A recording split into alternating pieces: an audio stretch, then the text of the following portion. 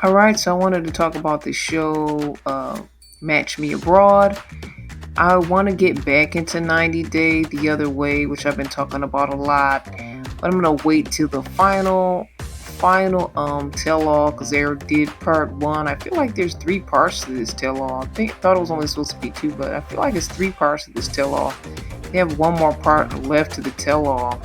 So I'm gonna wait till that concludes to give my final thoughts on season four of 90 Day Fiance the other way. But while that's taking place, I wanted to talk about the new show they have behind it called Match Me Abroad. And it's basically for people that have trouble, finding love in their country.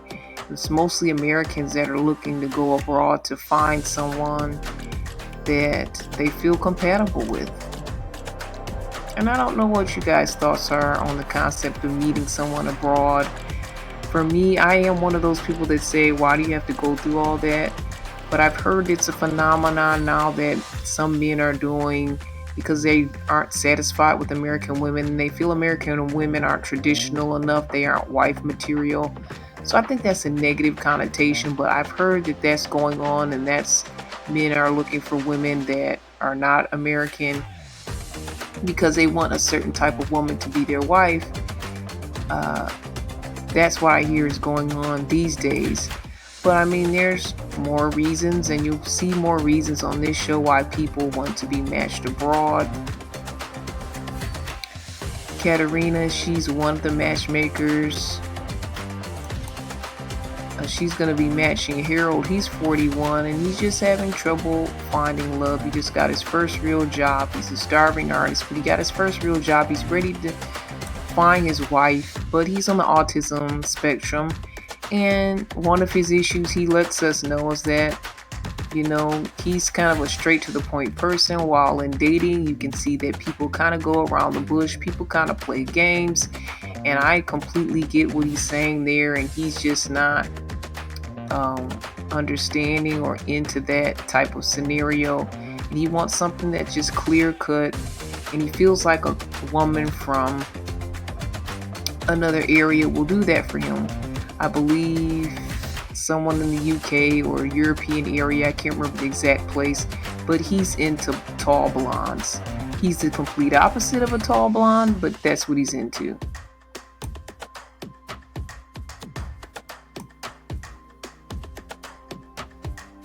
We have Michelle, and for Michelle, I haven't seen her yet on the show.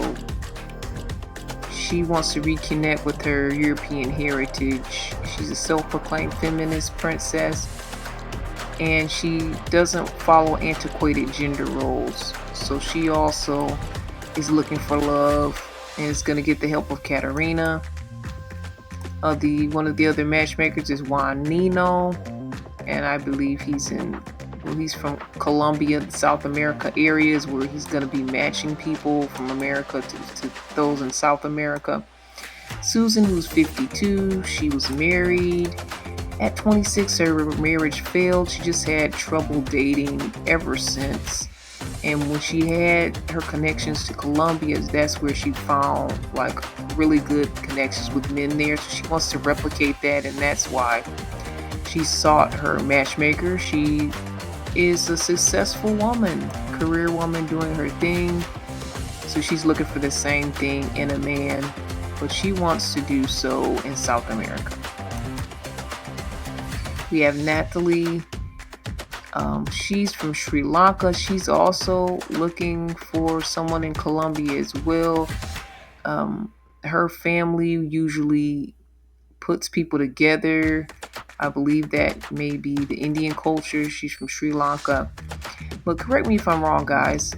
You guys can always email me at cbiztv@yahoo.com with your thoughts and comments. Again, that's cbiztv@yahoo.com. But yeah, she's looking for someone from Colombia. She wants to find love her own way, and she doesn't want to get matched up, which is usually what happens in her culture.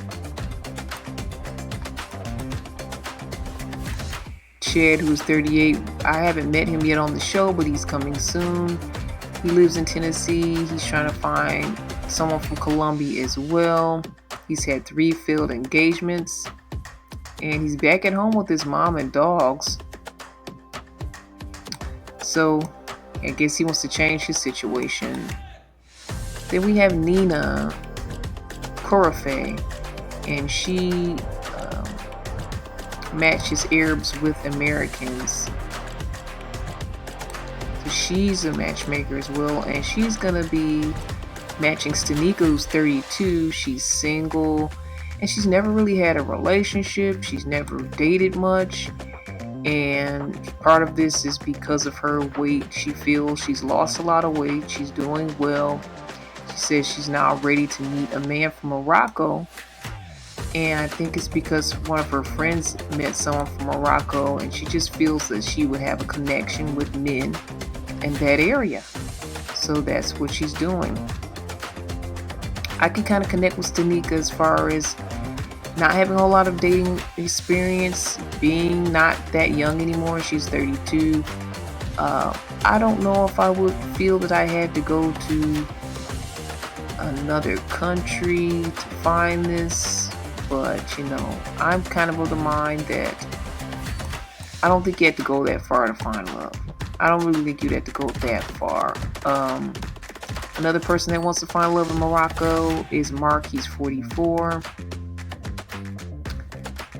He's met Moroccan women in the past and adores their look and personality. So this is his cause for going.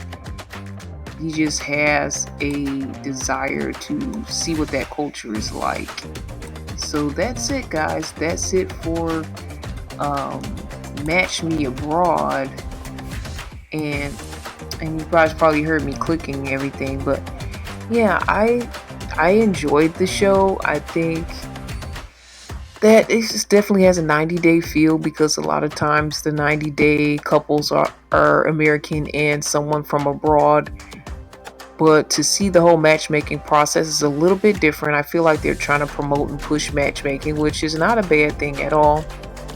I think it makes a little bit more sense than some of the ways that we find love, and even some of the people on 90 Day. Not saying anything is wrong with that if it's true love, but sometimes you run into fakers, players. With a matchmaker, they get to vet the person.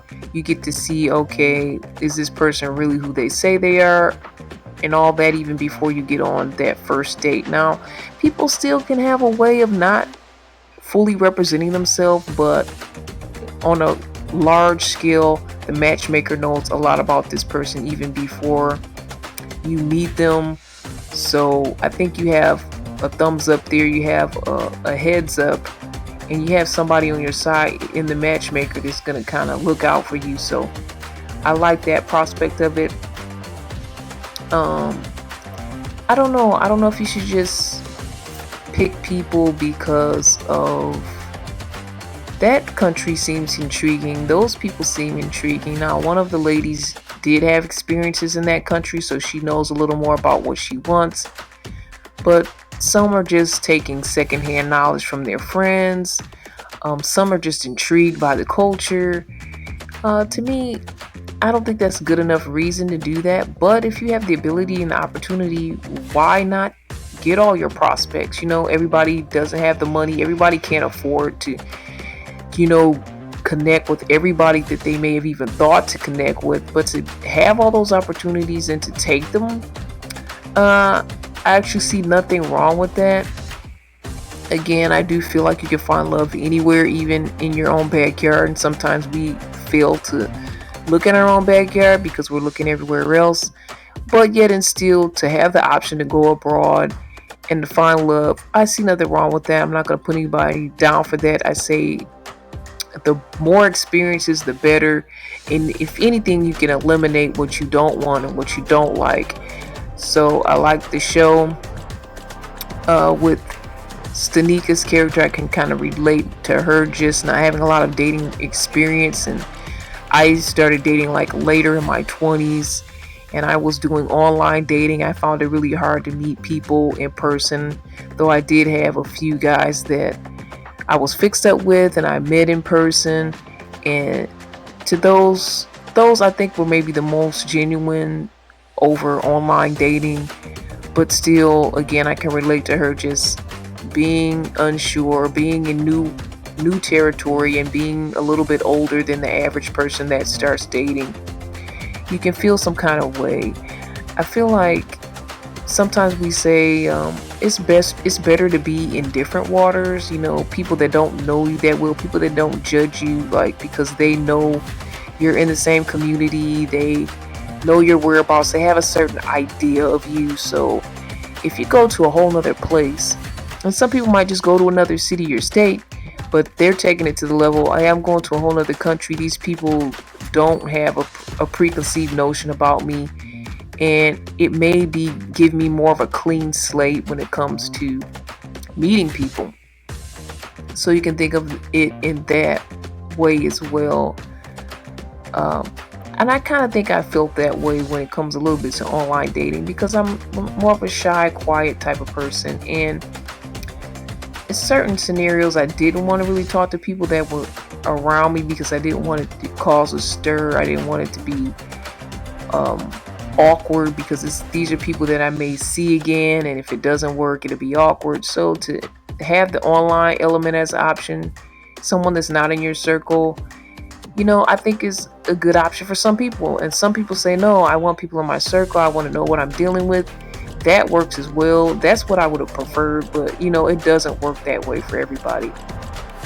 The one lady, the last episode I saw, the 52-year-old, to me, the guy from Colombia, he was just talking over her. She couldn't get it word in edgewise.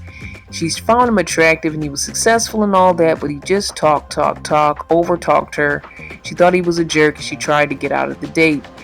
It even rained on them during the date, which, it could have been a blessing, but she was still ended up being stuck with him. So she had to find another way out, and she ended up leaving, but she was honest with him and saying, no, I don't think it's a love connection. But he was still open to saying, okay, she should date me again, and that, the date was a little bit short. So he felt that, it's just something that women do. They kind of leave you in a way like unsure, or they want to start out as friends. So this was his perception. And it's funny how people can have two different perceptions of the same thing. But she just basically was not into him, and he didn't realize he was over talking. My opinion, I think she was a little bit, to me, came off a little stuck up. Even though I completely understand why she didn't like the guy, I feel like she should have just stuck around and dealt with the guy, and just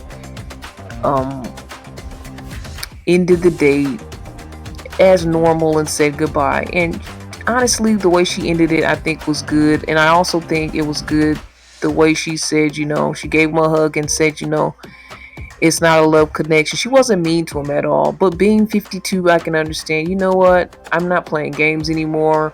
I'm not just going to be cordial. I don't have time to waste. I got to find my man. So maybe this was her thought and mindset on that. And the gentleman with autism, and he's on the spectrum. I think he's 41 again, and he's really just now getting out on his own.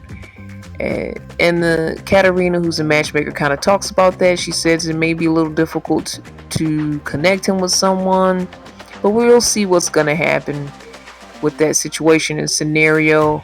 And I just like the different sets of people here, and I like the different options and opportunities. So I'm open to see what's next with the show Match Me Abroad. So we'll see. We may talk more about this. Thanks guys for listening, and always check out our podcast anytime as we talk about faith, love, and trends. We talk about faith, love, and trends on our podcast. You can listen in anytime at CBiz TV Media. We got our new website, guys. I'm trying to remember. It's cbiztvmedia.com. Again, cbiztvmedia.com. Hop on, listen to past and current episodes. And you can always check us out here on YouTube as well. Thanks, guys.